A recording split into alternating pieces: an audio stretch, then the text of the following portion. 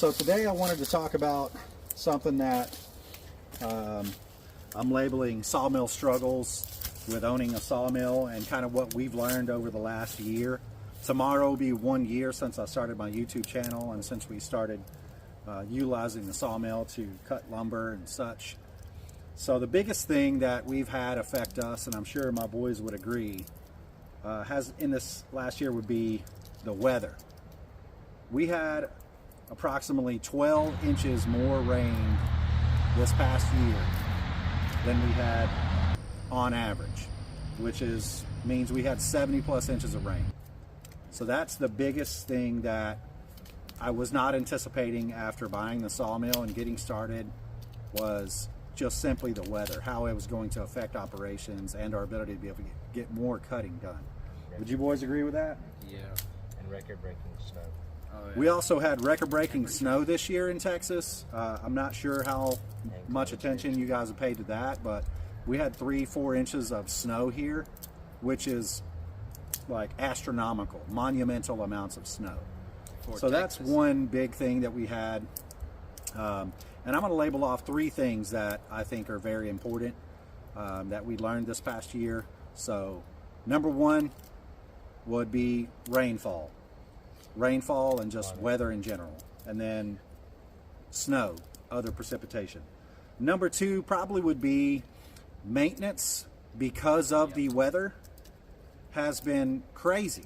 Now, we probably could have alleviated some of that had I built a cover like we initially had planned on doing, building a shed for the sawmill. We wanted to build a shed. That quickly got overran because of the weather. We got the sawmill, and a month later we got 14 inches of rain in the month of April, after getting the sawmill in February of 2024. So our ability to be able to build that covering and protect the sawmill immediately got dwarfed by a 14-inch rain month that was not anticipated. So that's number 2. The third thing, probably getting the logs on the sawmill. getting the logs on the sawmill. The most time-consuming thing that we do, that we've learned without mechanical assistance, we mean by getting the log on the sawmill without mechanical assistance, probably the third biggest thing that we learned this past year. I wish I would have known how difficult it was going to be to get logs onto this sawmill without a tractor, an excavator, some kind of mechanical assistance. If we had a building where we could put a trolley type winch to lift the logs, then it would have been much easier. But like I said earlier, because of the rainfall, we just weren't simply able to do it. So that's something that we want to address moving forward. So those are the 3 big things that we definitely, all 3 of us, wish we would have known before we got started with owning the sawmill, operating the sawmill, cutting up lumber. We could probably list more things, but those are the 3 biggest things. Would be the weather, number 1, the maintenance because of the weather, number 2, and simply getting logs onto the mill for us to be able to cut, number 3. So some positive things that we learned. It is insanely rewarding to be able to cut lumber and use that lumber to build things with. We were able to build our deer stand / deer cabin, off-grid cabin, with the lumber we cut off of this sawmill.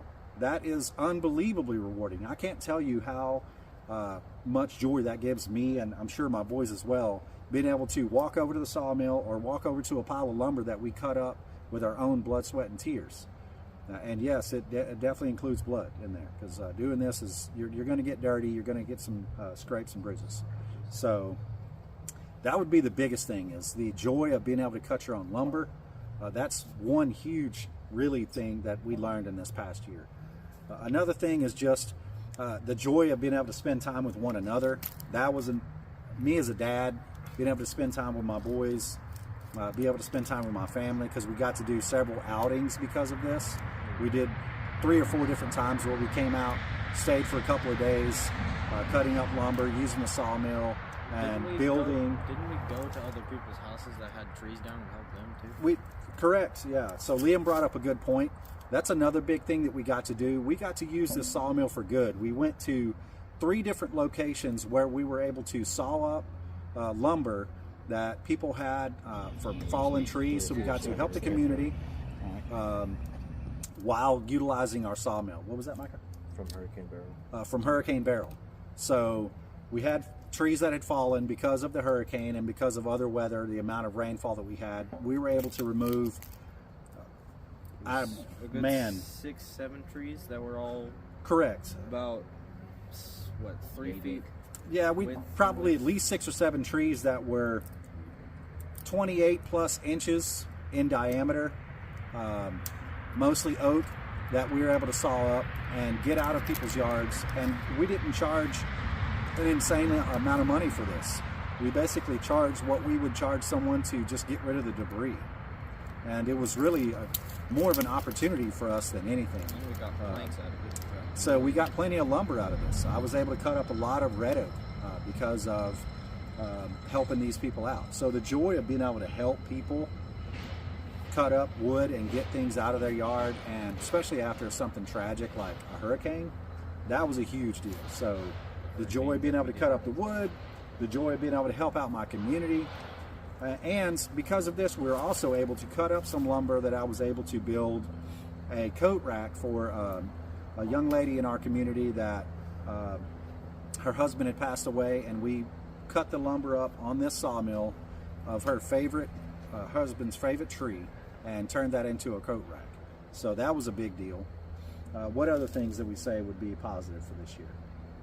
We've been able to help your brother out with his business as well. So helping my brother with his business as well, we were able to do that, and that's probably one of the biggest things that we're going to be able to do moving forward, is take this sawmill plus some other equipment that we're going to obtain over this next year and turn this into a legitimate business to where I can actually do this less of a hobby and more of a full-time job. It's going to take obviously some time and some investment to be able to do that, but those are the 3 biggest things, positive and negative, that we learned over the year. Would be negative, the weather, maintenance because of the weather, getting the saw logs onto the sawmill. Positive would be just the joy of cutting up our own lumber, the joy of being able to help our community, and the joy of being able to move forward and turn this into a legitimate business while also helping the community. This sawmill will be able to do things for our community that are unspeakable with just the amount of things that we can donate to our local churches, local community members because of the work that we're doing. So those are some things that we wanted to share with you guys about just the struggles of owning a sawmill. We appreciate you guys tuning in. Make sure you click the like and the subscribe button, and most importantly, share the video. Thank you, and have a great one.